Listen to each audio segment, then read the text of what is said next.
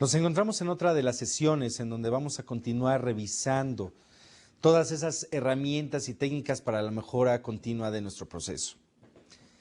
En la sesión anterior ya estuvimos revisando algunas de estas técnicas que se refieren a todo lo que es el diagrama de decisiones, el diagrama de procesos y el diagrama de interrelación de actividades. Incluso estuvimos terminando con la parte del método Taguchi, en donde veíamos que todas esas variables que nosotros tenemos de nuestro proceso son variables que sin duda se van a ir reflejando como una característica esencial de nuestro mismo proceso. Vamos a continuar con estas herramientas que de alguna manera nos están dando esa perspectiva, nos están dando esa necesidad de ir integrando nuestro mismo proceso. La función de la pérdida de calidad, el costo de desviar la calidad, esa es una parte muy importante. El costo de desviar la calidad de la meta se incrementa de modo cuadrático cuando la característica de la calidad se aleja a la meta.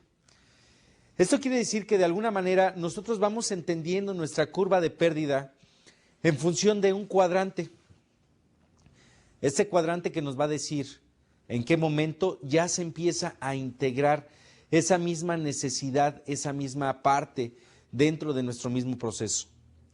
Sin embargo, también vamos a entender que la pérdida de calidad se relaciona con pérdida monetaria.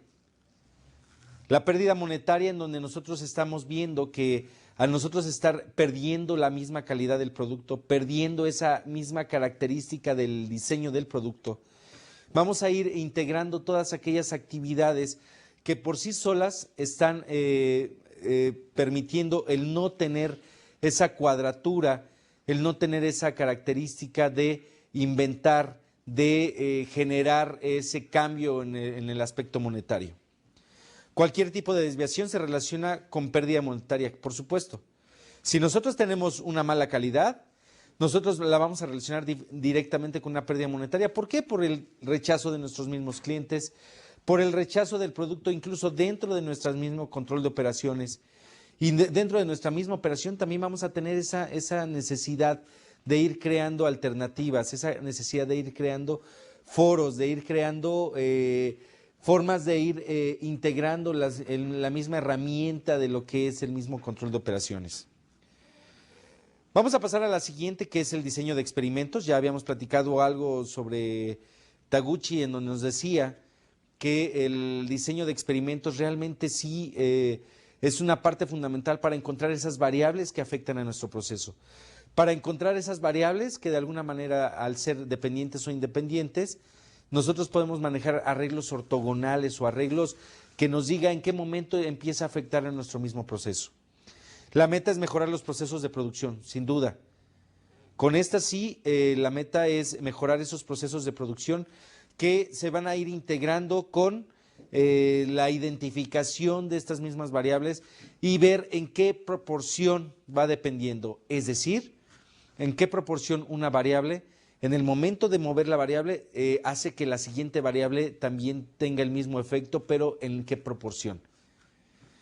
Cuando hacemos este estudio de diseño de experimentos, realmente vamos entendiendo la filosofía, la manera de ir generando esas características de variables, la manera de ir generando esa diversidad en la cual cada una de estas variables realmente influyen en nuestro proceso y realmente influyen en el resultado final del producto. La idea es identificar los parámetros del producto o del proceso que reducen la variación al usar experimentos estadísticamente diseñados. ¿Qué es lo que se ocupa regularmente aquí? Nosotros en la parte de dirección lo que debemos de entender es que los ingenieros lo que ocupan es un sistema de correlación. Es un sistema en el que por medio de una desviación estándar que ellos tienen de su proceso, por medio de una desviación paramétrica, de acuerdo a datos estadísticos, podemos entender en qué proporción una variable afecta a la otra. Nosotros en la parte de dirección realmente tenemos que ir vinculando esas partes, tenemos que ir vinculando esa misma característica, pero sin duda debemos de entender que el diseño de experimentos es una herramienta y es algo que nos puede ayudar como tal. Posteriormente tenemos lo que es la validación de errores, el POCA-YOC. Ya habíamos revisado algo sobre este tipo de técnica. Sin embargo, aquí en lo que es la validación de errores, cómo estos errores se van generando y cómo estos errores se van involucrando en el mismo sistema. Vamos a ver en la lámina donde dice la validación de errores Poka-Yoke, vemos que el diseño para prevenir salidas defectuosas. Nuevamente regresamos a esa filosofía de prevención, esa filosofía en la cual nos vamos a ir integrando como una parte esencial de nuestro sistema de calidad, como una parte esencial de nuestras herramientas de mejora continua. Tiene que tener esa filosofía de prevención. Prevenir acciones incorrectas que pasan a la siguiente operación. Ahí es donde vemos que ya vamos dividiendo nuestro proceso y que de alguna manera, una vez que tenemos dividido el proceso, vamos identificando en dónde sí vamos a estar afectando las actividades de nuestras mismas operaciones.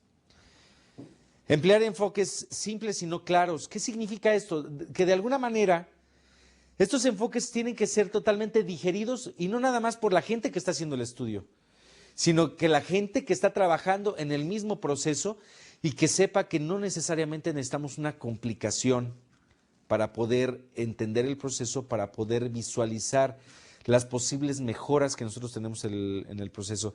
Vemos, por ejemplo, que utilizamos plantillas o escantillones simples, sensores, señales visuales. Algo muy simple para ver que el proceso no está funcionando. Y esto es una parte muy importante que yo personalmente recomiendo para todas las operaciones.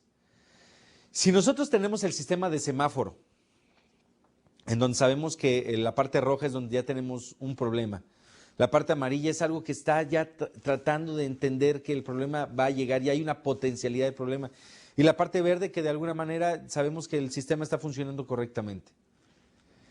Cuando nosotros encontramos este tipo de sistemas, el sistema semáforo, vamos a ir viendo que no necesariamente el sistema nos va a dar la pauta para poder decir cuándo sí y cuándo no. Sin embargo, sí es un sistema en el cual vamos a estar identificando ya señales que nos van a decir, cuidado, puedes tener un problema. Entonces podemos aplicar acciones preventivas para no llegar a la parte roja. Sin embargo, por otra parte, tenemos que, para poder estar checando nuestros productos, podemos tener de alguna manera ya escantillones hechos para poder poner los productos y decimos, bueno, el producto está bien, cumple con los parámetros de medición, cumple con X tipo de parámetros, y con eso vamos a estar logrando que prácticamente poco a poco vamos a ir encontrando la mejor calidad del producto. Y si dentro de nuestro control estadístico de proceso nosotros encontramos que nos empezamos a salir de esos parámetros, entonces es momento de tomar acciones. En ese momento tenemos que tomar acciones, tenemos que ir visualizando toda esta zona, toda esta característica nueva que nosotros tenemos con nuestro producto. Los sensores. Hoy en día ya la tecnología ya nos está apoyando. Incluso aquí dice sensores, pero también yo les puedo decir que existen cámaras. Cámaras que aun cuando corramos líneas a 200 piezas por minuto, a 500 piezas por minuto, vamos a poder tener 500 fotografías por minuto que está tomando constantemente al producto. Esta fotografía lo que hace es compararlo con un parámetro inicial. Si en algún momento el parámetro inicial nos dice que está diferente a lo que hoy en día estoy sacando a 200 piezas por minuto o a 500 piezas por minuto, de verdad es una forma de prevenir. Y además también nos ayuda a tener sistemas automatizados de expulsión de producto, nos ayuda a tener sistemas automatizados de detección, pero la expulsión de producto también nos va a ayudar a que vayamos viendo, a ver, aquí está saliendo mucho producto, entonces hay que tomar acciones preventivas para asegurar que no estemos teniendo esta cantidad de desperdicio y entonces sí alcanzar los niveles de producción que nosotros queremos. Vamos a pasar a la siguiente lámina, que son algunas otras herramientas para la mejora continua. Por ejemplo, tenemos lo que es el benchmark. El benchmark o el benchmarking que nosotros manejamos no nada más se utiliza para ver cómo de alguna manera tenemos nuestros productos y ver cómo hacen sus procesos, cómo se maneja una planta, etc. El benchmark en el desempeño busca ciertas características. Primero, costo. Costo, que sin duda tenemos que ver qué tan arriba o qué tan abajo estamos del costo. Segundo, durabilidad. La durabilidad es una fase muy importante del mismo proceso. La durabilidad es algo que realmente nos va a representar qué tan constantes somos dentro del mismo proceso. La confiabilidad del proceso. Si nosotros tenemos un proceso validado, realmente el proceso va a empezar a ser confiable. Tenemos el otro que es el número de defectos. ¿Cuántos defectos saca una línea? ¿Cuántos defectos saca la otra? Y cuando tenemos situaciones de interplantas, donde manejan la misma tecnología, vamos a ver la planta que mejor está, ¿por qué saca menor cantidad de defectos que nosotros? Sí, eso también se puede ver tanto en la misma zona, muchas veces es mucha parte cultural, que también hemos visto que compañías transnacionales regularmente dicen, bueno, la planta de X país es el país que tiene mayor número de defectos, pero la de este país tiene el menor número de defectos. Bueno, vamos a hacer un benchmark para saber qué es lo que realmente nos va a ayudar. La vida del producto, la apariencia, ajuste y terminado. ¿Cómo de alguna manera todo esto influye como una característica fundamental del mismo control de proceso? Cuando nosotros tenemos todas las características totalmente influenciadas por un proceso, realmente vamos a ver que estas características van a tomarse de la mano para poder entender que el proceso realmente está controlado. Características de mantenimiento, ajustes. ¿Por qué no tener cartas de ajuste en lugar de estar buscando a ver cuál es el mejor ajuste que día a día lo estamos haciendo? ¿Por qué el primero, segundo y tercer turno son diferentes? ¿Por qué los ajustes son diferentes? No, ahí tenemos que estandarizar, eso es parte del ajuste que nosotros tenemos que tener dentro de nuestro proceso. La estandarización de ajustes, la estandarización de procesos. ¿Por qué alguien que toma un instrumento ahora lo maneja diferente y de repente le falla, no? Simplemente a lo mejor no tiene la misma capacitación, no sabe que los ajustes van por una zona.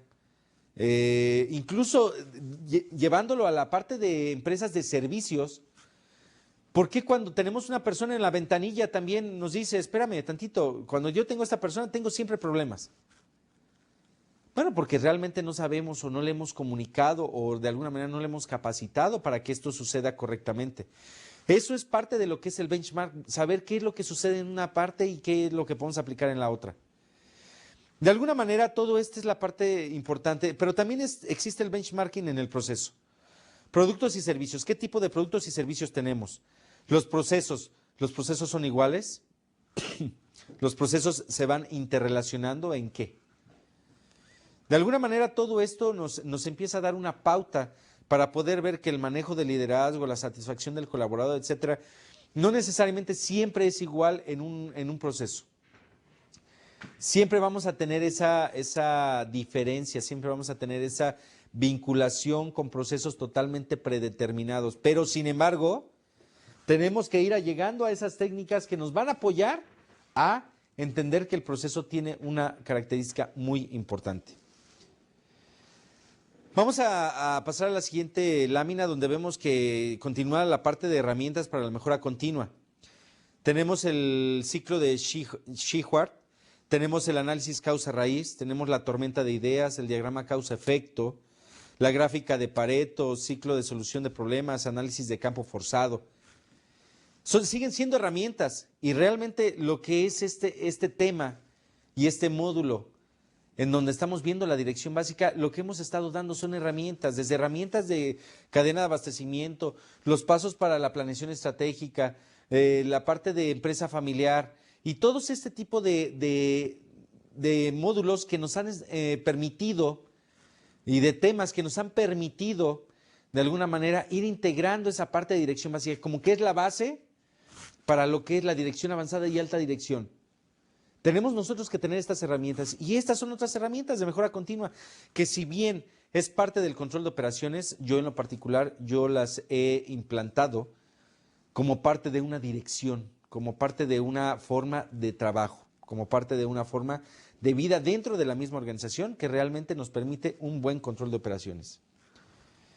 Vamos a ver el ciclo Shewhart, que de alguna manera maneja 4 planteamientos, que es actuar, planear, hacer y verificar. Planear en busca de las mejoras.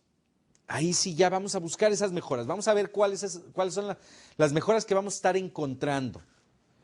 Hacer en pequeña escala. Primero vamos a probarlo. Vamos a ver que esto funcione. Vamos a ver que de alguna manera esto nos pueda dar el brinco a hacer la producción a la gran escala. Verificar lo que el plan ofreció.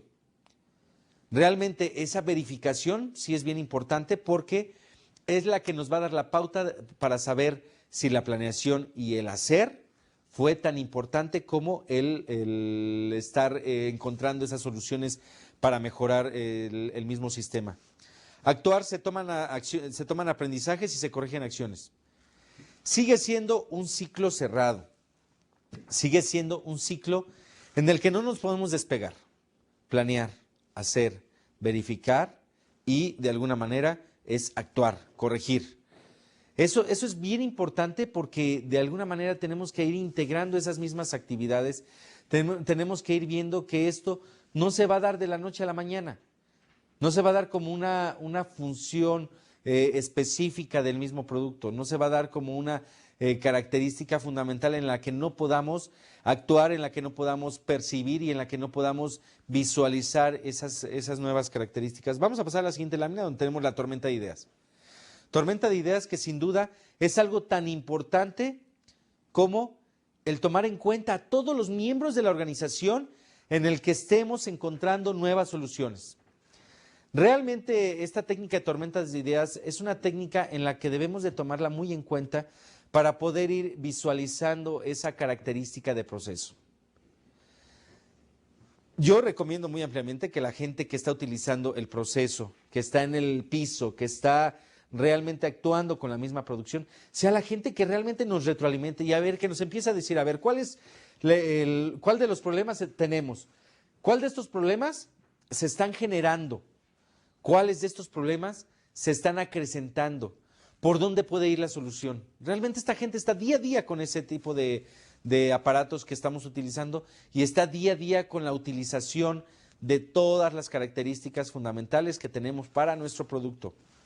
Aquí en esta parte de tormenta de ideas, como lo podemos ver en nuestra lámina, es definir claramente el concepto del cual se requiere hacer la tormenta de ideas. A ver, ¿qué queremos hacer como tormenta de ideas? Primero, ¿cuál es el tema? ¿La mala calidad? Bueno, ok, ese es el tema. ¿Cuál es el tema? ¿La mala producción? También ese es el tema. Y cada uno de esos temas tiene que buscar esa tormenta de ideas. Mantener una atmósfera abierta. No podemos decir no a opiniones. Siempre tenemos que tomar en cuenta que todas estas características y todas estas opiniones se van a ir acrecentando, se van a ir dando en función del mismo tiempo. Entonces sí, es donde tenemos que acrecentar, tenemos que jalar esa parte más importante del mismo proceso, tenemos que acrecentar la posibilidad de que toda la gente puede tener una gran opinión y eso es el tener una atmósfera abierta. Utilizar hechos y datos como fundamento para nuevas ideas. No lleguen nada más a decir, bueno, creo que tenemos mala calidad. No, tenemos mala calidad, tenemos 1.5% de rechazos, tenemos el descontento del cliente en un 2% dentro de nuestro servicio, no estamos alcanzando la producción. ¿Por qué? Porque estamos alcanzando el plan de producción al 80%. ¿Se fijan cómo todo esto va influyendo en el hacer del mismo sistema de mejora continua? Sin duda, de verdad, contémplenlo. Es algo que no dejen de hacer, es algo que debemos de tomar y es algo que debemos de influir dentro de nuestro mismo proceso. Generar tantas ideas como sea posible, sí. Ninguna idea la descarten. Todas las ideas, tómenlas. Todas esas ideas, analícenlas. Ya en el momento del análisis sí podremos descartar, ya en el momento del análisis sí podemos ver que existen causas que no son totalmente imputables al mismo proceso, pero sí, esas ideas vamos a tenerlas bien, pero bien amarradas. Revisar cada idea una vez expuesta, no prejuiciar. No, esta idea no creo que sea. No, espérame tantito. Necesitamos realmente ver que estas ideas sí se vayan influyendo y que todas las ideas sean analizadas para no prejuiciar. No podemos prejuiciar, tenemos que tomarlas. Ya en su momento se verá si esta idea fue la más correcta o no fue la más correcta. Vamos a pasar al siguiente herramienta, que es el diagrama causa-efecto. Las dichosas 5 M's. Vamos a ver de qué se tratan estas 5 M's. Nosotros tenemos un problema en esta zona. Y le decimos que es un diagrama de pescado. ¿Por qué? Porque a raíz de este diagrama nosotros desprendemos las diferentes causas.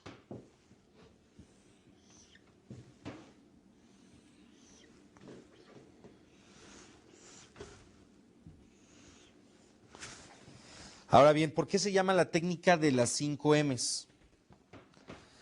¿Qué partes son las que integran estas 5 M's? Primero, tenemos lo que son las mediciones.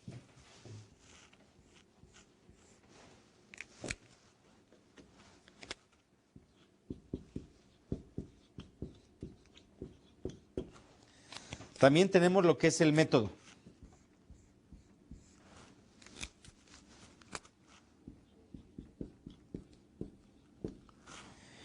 Por otra parte, tenemos lo que es las máquinas.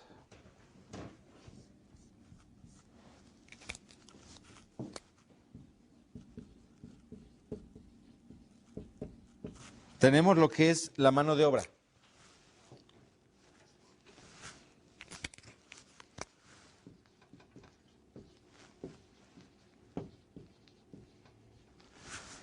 Y por último, algo que tenemos que estar mejorando es los materiales.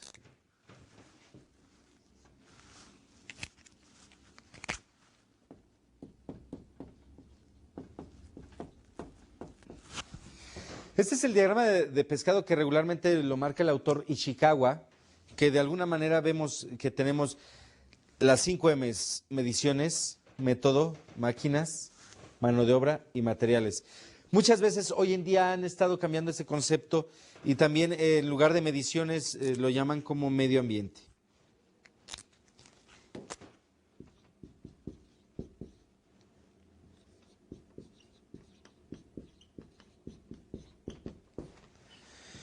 Sin embargo, bueno, la variación del método no está totalmente peleada con la función que nosotros tenemos dentro de nuestro mismo proceso. Ahora bien, ¿qué es el diagrama causa-efecto? Primero ponemos nuestro problema, que es aquí. Vamos a poner el problema que tenemos en nuestra lámina, que dice barrenos incorrectos en la madera.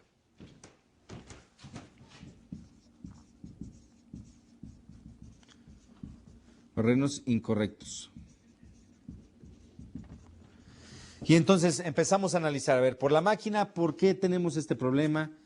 Y empezamos con esa tormenta de ideas, pero también con un análisis ya de causa.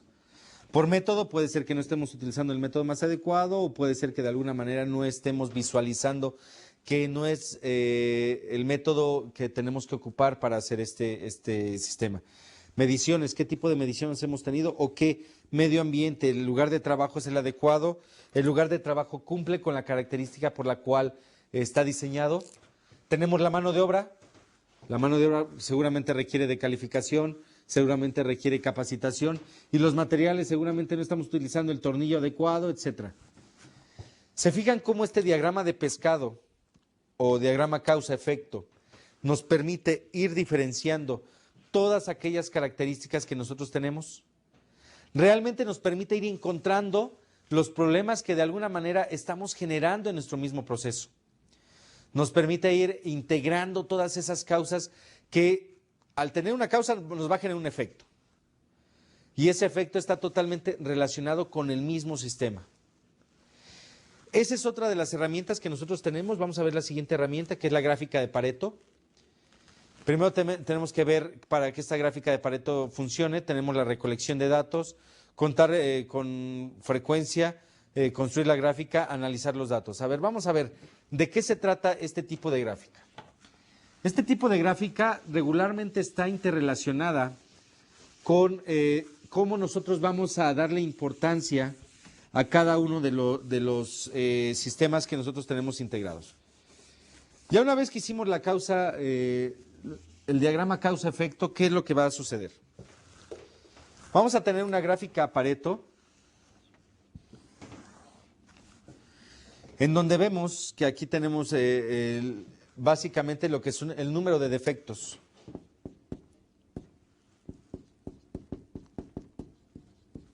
Defectos o fallas en nuestro sistema. Y por otra parte estamos clasificando el tipo de defecto.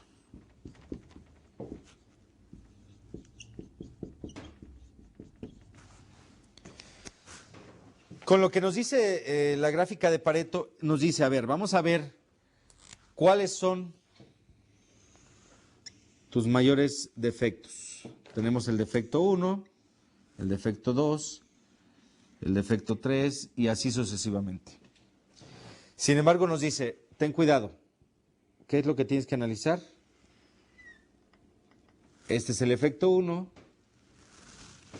el efecto 2 y el efecto 3 acumulados. A lo mejor lo que nos dice, ten mucho cuidado, tú tienes que analizar esta parte. ¿Por qué? Porque esta parte representa el 80% del problema y representa el 20% del producto o de los defectos que estamos analizando. Si nosotros corregimos ese 20% de los defectos, vamos a corregir el 80% de los problemas. Eso es lo que de alguna manera marca la gráfica de Pareto, que lo que nos ayuda realmente es analizar los datos, nos ayuda a construir una forma de integrar todas esas características dentro de nuestro mismo proceso. Vamos a pasar a la siguiente herramienta, que es el ciclo de solución de problemas. Tenemos lo que es el problema y la responsabilidad. Y de alguna manera manejamos ciertas variables, como es la historia, la meta, la prioridad, la causa, la solución, la verificación, la estandarización y lo que sobra. Tenemos que de alguna manera ir integrando todas estas características para ver el problema. Vamos a ver cómo de alguna manera esto sí se integra y lo vamos a ir interrelacionando en la misma necesidad del producto. Vamos a ver. Nosotros tenemos una gama de problemas.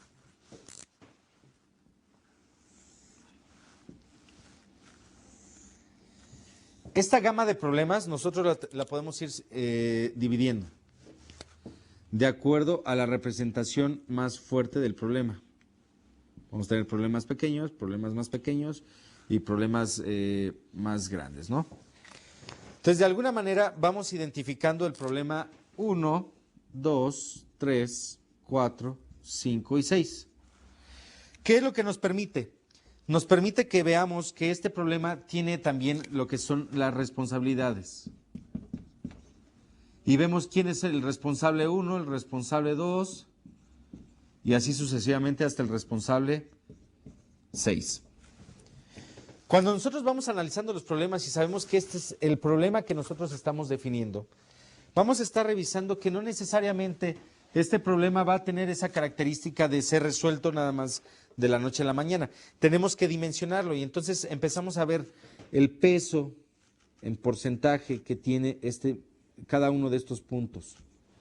Y vamos a ver que también aplicando la técnica de Pareto para cada uno de estos puntos, tenemos básicamente la solución del mismo problema. Y también yo recomiendo que sí primero veamos cómo está dimensionado el problema y después veamos un Pareto del mismo sistema.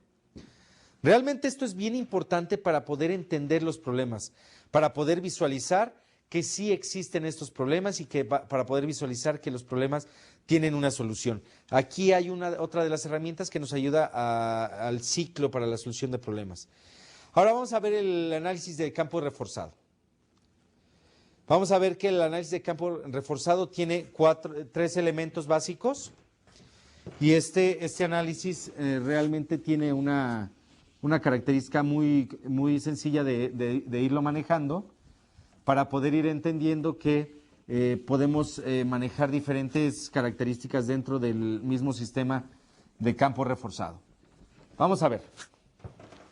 En primera instancia, tenemos lo que se refiere a los resultados deseados. Entonces nosotros vamos a dibujar aquí cuáles son los resultados que nosotros estamos esperando para nuestro problema. Estos son los resultados deseados. Por otra parte, tenemos fuerzas, que son las fuerzas guía y las fuerzas restrictivas. Entonces esas fuerzas las vamos a representar como flechas muy similares, pero de alguna manera son fuerzas que pueden afectar el mismo proceso. Estas son las fuerzas básicas o guías. Y por otra parte, tenemos lo que son las fuerzas restrictivas.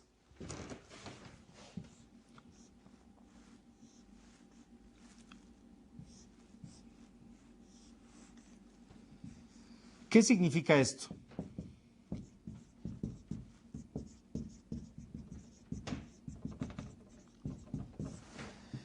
Significa que cuando nosotros estamos buscando resultados, primero, los pasos que tenemos que seguir y de acuerdo a lo que marca nuestra lámina y lo podemos checar muy claramente es, se piensa el cambio propuesto. ¿Qué es lo que queremos hacer?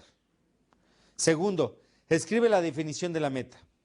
Tercero, se hace la tormenta de ideas para las fuerzas guías. A ver, vamos a ver cuáles son las tormentas de ideas que nosotros tenemos aquí y definimos cuáles son esas fuerzas guías que nos pueden ayudar.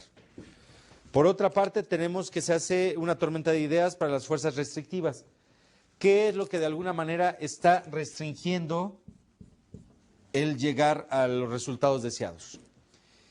Después se identifican ambas fuerzas, se analiza el diagrama y se hace un plan y toma de acciones adecuadas. Una vez que nosotros vemos a ver cuáles son las fuerzas básicas por las cuales va a funcionar y qué es lo que nos va a restringir llegar al resultado deseado, vamos a tomar la parte de toma de acciones.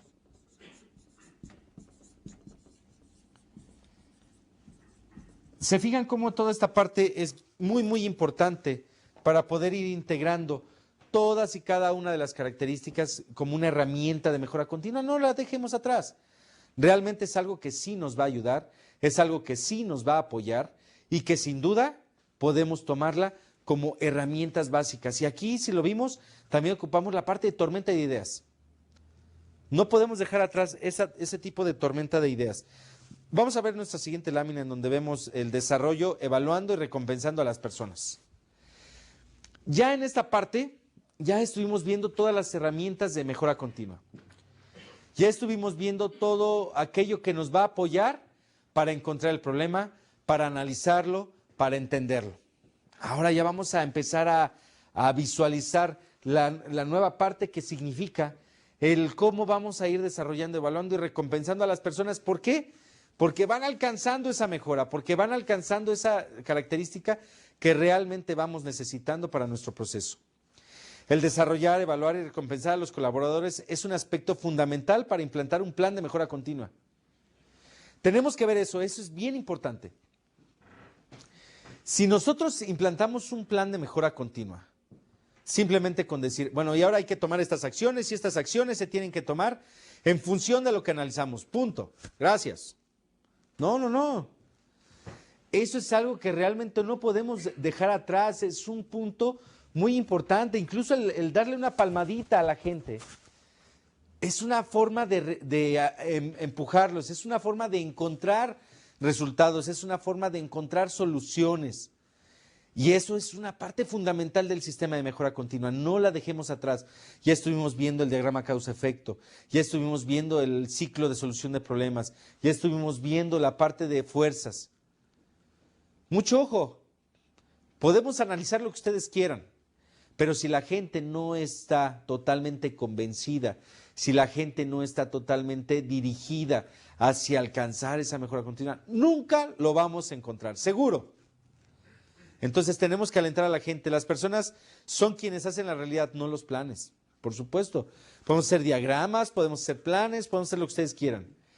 Pero si la persona no está convencida y si la persona no nos va a apoyar porque de alguna manera no le estamos dando esa herramienta o esa forma de ver o esa facilidad, incluso no la estamos premiando para encontrar esa mejora, realmente ahí no lo vamos a encontrar, seguro. Entonces, aquí lo que se recomienda es que la gente se involucre, que nosotros hagamos que la gente esté totalmente automotivada y motivada por nosotros. ¿Para qué? Para alcanzar la producción, para alcanzar la calidad, para resolver ese tipo de problemas en los cuales no los hemos involucrado desde un principio, abusados. Las personas son las que nos van a ayudar a alcanzar esos planes. Vamos a ver la parte de desarrollando a las personas. La gerencia, el personal de oficina y los trabajadores en el piso deben ser reconocidos continuamente y deben ser libres en relación con su pensamiento hacia la mejora. de verdad no debemos de ser restrictivos, no debemos de encontrar ninguna característica que afecte directamente a este sistema. Debemos de buscar, sin duda, una misma necesidad. Tenemos que buscar ese desarrollo de la gente, tenemos que buscar que la gente esté totalmente abierta a tomar acciones, esté totalmente abierta a brindar una opinión dentro del mismo proceso. Los colaboradores deben ser involucrados, sentirse comprometidos, responsables y con procesos de comunicación de doble vía. Intercambio, ¿eh? Intercambio que realmente se va a ver totalmente afectado en un nuevo sistema. Intercambio que se va a ver totalmente involucrado en la manera de entender y en la manera de hacer que cada una de estas acciones realmente se vayan involucrando, realmente se vayan viendo. Y el desarrollo de la gente se va a ver así. Involúcrenlos, que tengan un compromiso y sin duda que al sentirse comprometidos y responsables tengan una vía de comunicación, un intercambio de comunicación con cada una de esas personas responsables de la implantación de la mejora continua. Vamos a ver algunas de esas ideas de desarrollo. En la siguiente lámina podemos ver esas ideas de desarrollo. Vamos a ver, recompense las buenas sugerencias. Posiblemente en el momento que nos hacen una sugerencia, la implantamos y vemos que realmente tiene una mejora. Entonces eso podemos decírselo. No todo es monetario, entendámoslo. También nosotros podemos motivar a nuestra gente dándoles la palmada. Punto número 2, vamos a dejarla descansar. La gente también se involucra, la gente también interviene, la gente también crea ese ámbito total y social de este sistema y realmente hagan que la gente se sienta totalmente motivada.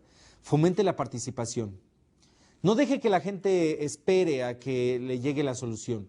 Esta gente debe de ir estar totalmente involucrada en cómo manejarse, en cómo participar, en ser parte de este proyecto de mejora continua.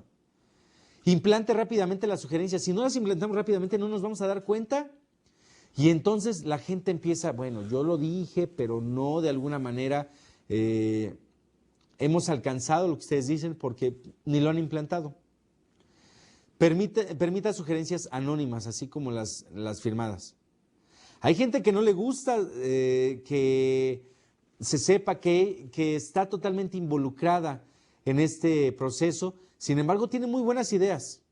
Hay que permitir las dos, las que digan, no, esta es mi idea y yo la firmo, como también la gente, mire, no me gustaría que lo supiera, pero que nadie lo supiera, pero yo creo que la solución viene por aquí. Acepte ambas. Al aceptar las ambas realmente vamos a encontrar esa nueva característica. De las gracias, por supuesto. Siempre por educación y por compromiso debemos que dar las gracias a lo que está sucediendo. Esas son algunas de las ideas para el desarrollo. Vamos a ver equipos interfuncionales para la solución de problemas. Esa es la siguiente lámina que estamos presentando. Y este equipo interfuncional, ¿qué significa interfuncional? Que de alguna manera esté totalmente interrelacionado con diferentes funciones. Es cuando decimos que tenemos un equipo interdisciplinario.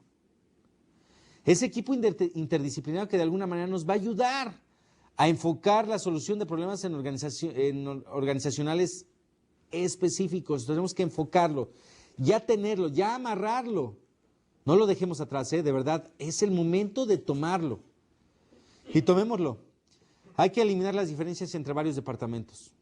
Bueno, las diferencias se van a dar no solamente por la definición del mismo. Las diferencias se van a dar por la interpretación que nosotros tenemos para nuestro sistema. Estas diferencias, sin duda, se van a ir integrando como una parte fundamental de nuestro haber dentro de la misma empresa. Hay que buscar eliminar esas diferencias. ¿Para qué? Para que seamos un solo equipo, para que la sinergia sea alcanzar la mejor forma de hacer las cosas. Hay que abrir líneas de comunicación, sí, los pizarrones, por mail, cartas, memorándums, minutas de las juntas que nosotros estamos teniendo. Esas son vías de comunicación para que la gente se vaya integrando, para que la gente se vaya involucrando en lo que realmente necesitamos. Identificar problemas desde diferentes perspectivas. Podemos ver la perspectiva contable, podemos ver la perspectiva operativa, podemos ver la perspectiva de calidad, la perspectiva X, Y o Z, directiva. Y todas esas perspectivas realmente nos ayudan a abrirnos como partes fundamentales del sistema de colaboración que tenemos en los mismos departamentos. Realmente estos equipos interfuncionales son los que nos van a dar una mejor solución. Son equipos que están totalmente involucrados en entender que la solución de problemas no se va a hacer sino con una interpretación del mismo bajo diferentes perspectivas. Y entonces estas perspectivas realmente nos van a apoyar a entender que no todo es hecho de una misma forma. Vamos a pasar a la siguiente lámina donde vemos los círculos de calidad, los famosos círculos de calidad de Deming. Deming realmente apoyó mucho esa parte de los círculos de calidad. Son grupos pequeños que solucionan problema por problema. La solución de problemas es una relación con la calidad de un artículo, capacidad del proceso o control del mismo proceso. ¿Ustedes creen que de alguna manera estos grupos interdisciplinarios no pueden ser parte también de un grupo de calidad? Realmente debemos de entender que esto sí se puede dar. El círculo de calidad, de alguna manera, los miembros eligen el problema a ser dialogado. Pero es un problema que es común y no necesariamente es de un grupo en específico, es un problema que se está dando y que está afectando a los diferentes departamentos. Entonces es el momento de empezar a entender. Vamos a ver los 3 objetivos del círculo de calidad. ¿Cuáles son esos 3 objetivos? ¿Cuál de esos 3 objetivos nos va a apoyar más?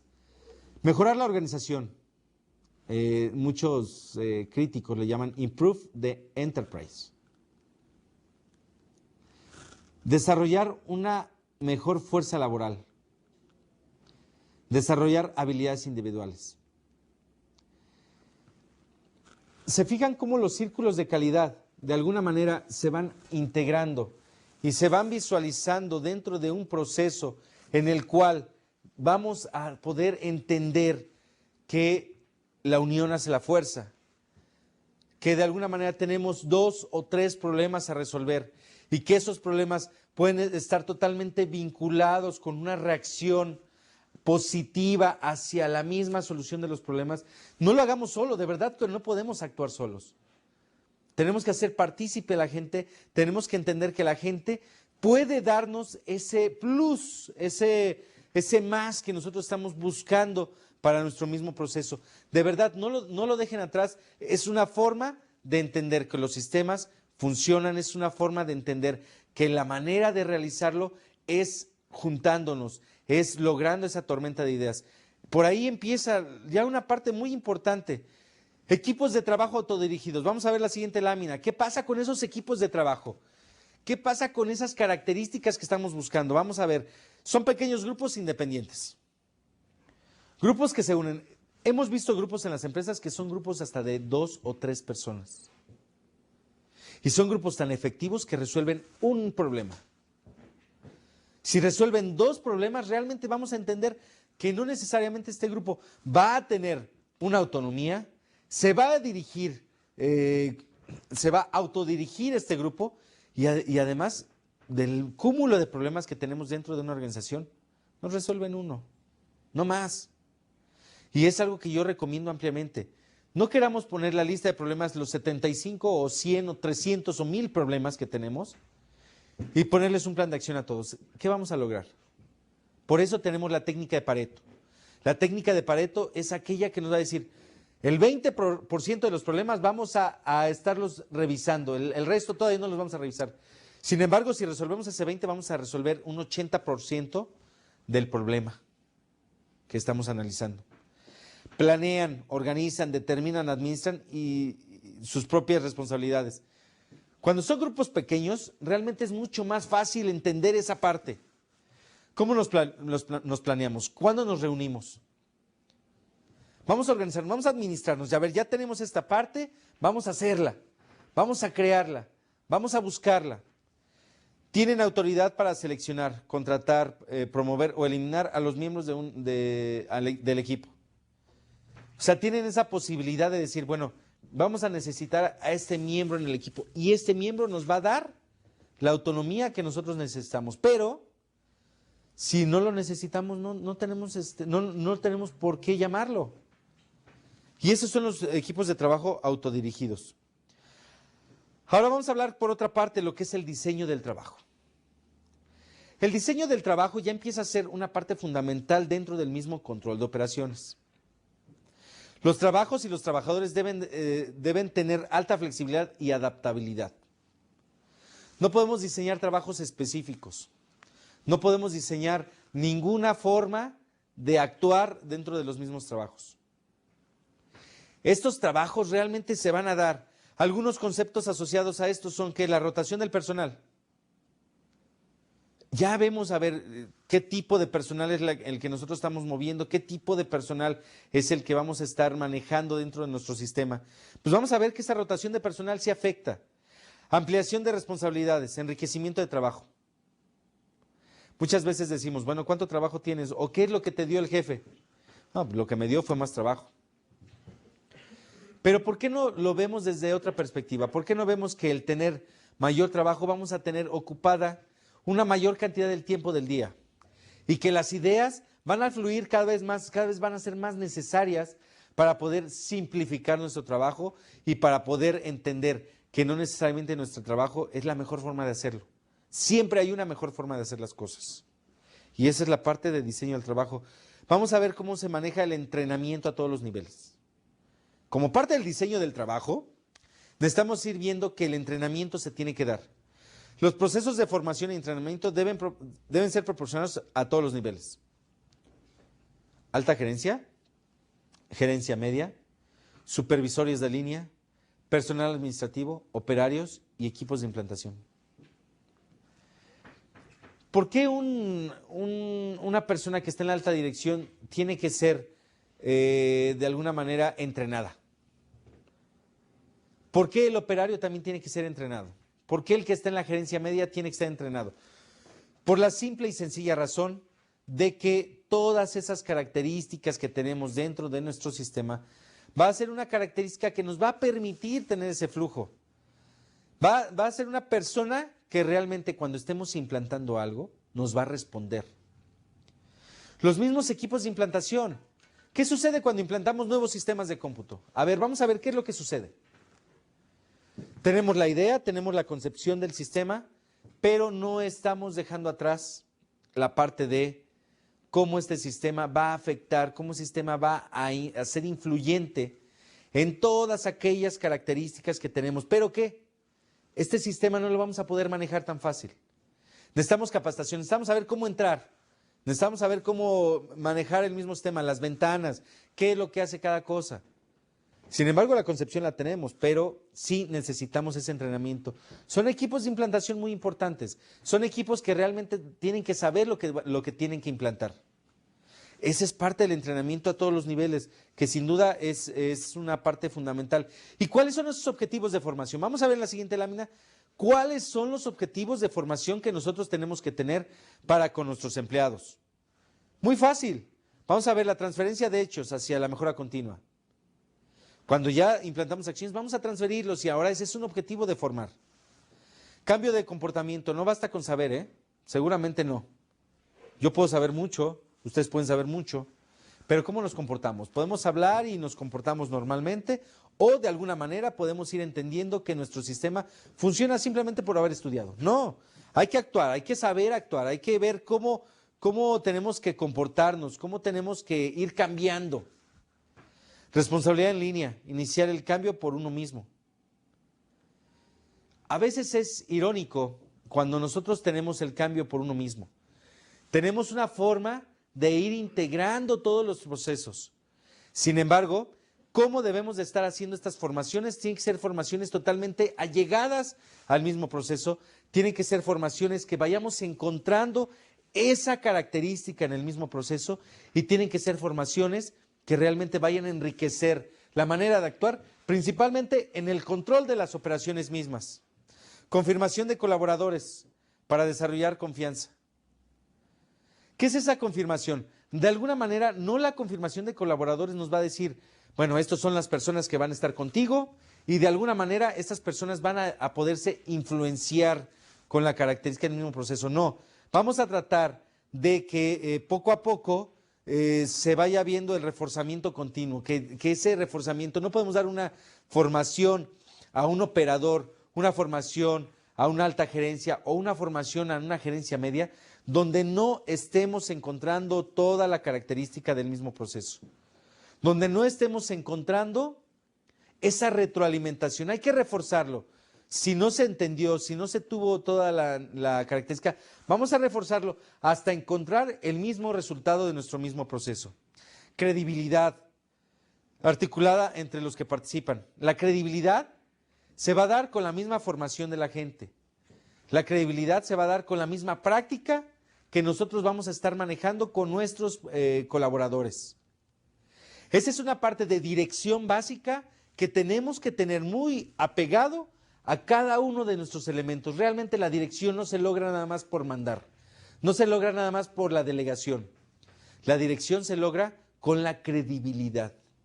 Y el primero que tiene que tener la credibilidad es el director del área, el gerente del área, que si quiere que lo sigan sus colaboradores, tiene que buscar esa credibilidad, tiene que buscar esa necesidad de entender que nosotros podemos estar totalmente involucrados en todo un sistema y podemos estar totalmente allegados a alcanzar todas esas metas que nosotros tenemos. Y el entusiasmo, hay que transmitir entusiasmo, ¿sí?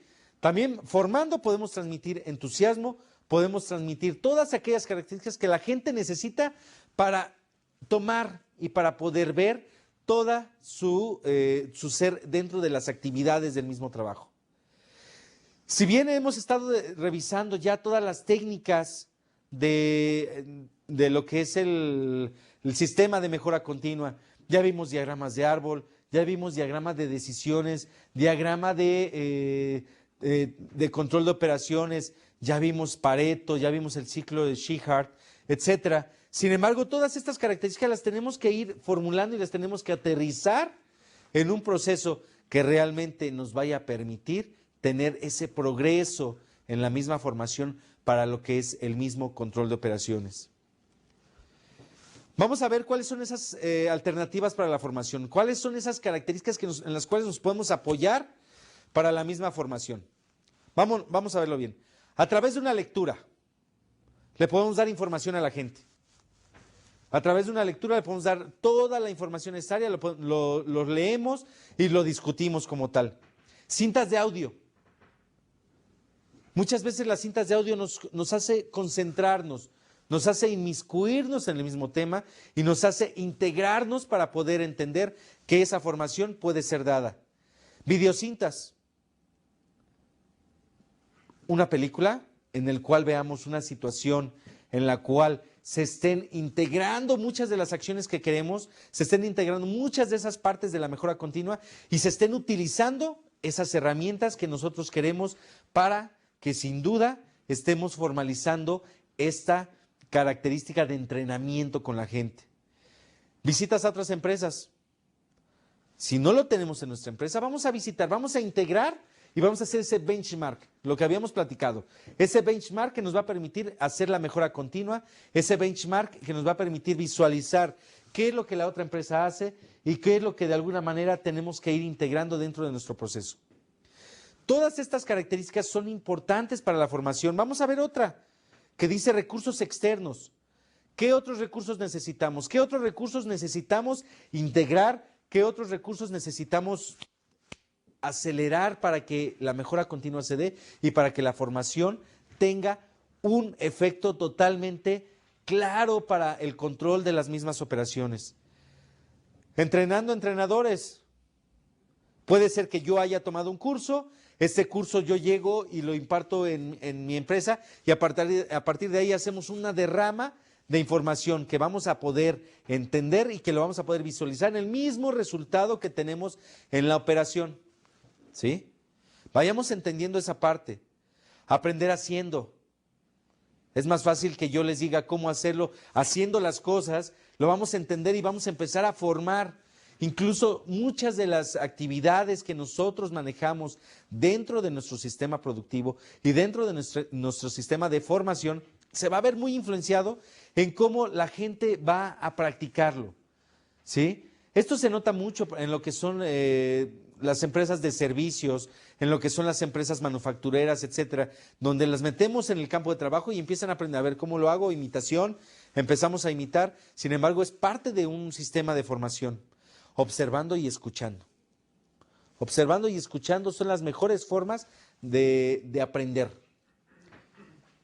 ¿Cómo van a ver o cómo van a imitarme a mí para poder hacer una actividad?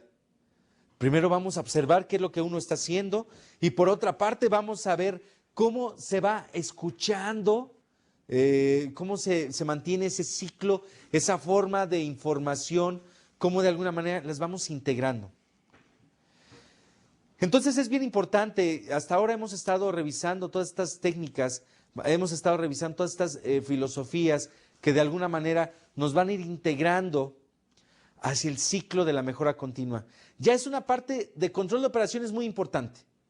Ya es una parte en donde vamos integrando esa característica, vamos viendo esa función y a su vez vamos a encontrar esas causas, esa solución de problemas.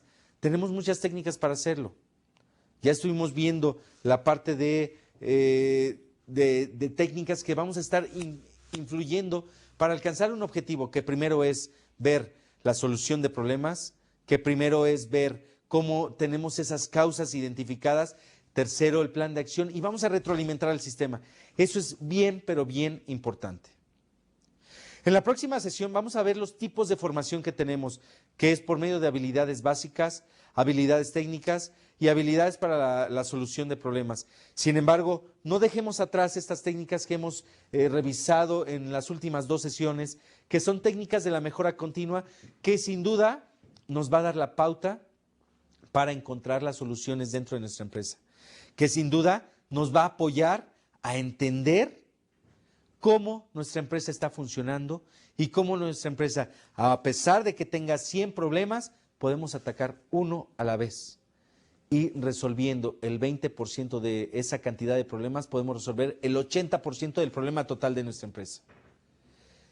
Estas son las herramientas que hemos presentado para la parte de mejora continua y vamos a continuar con la parte de formación y algunas otras técnicas que nos van a ayudar al control de operaciones. Pero sin duda, denle fuerza a lo que es la mejora continua, que es lo que nos va a permitir alcanzar el éxito y la producción dentro de nuestras operaciones.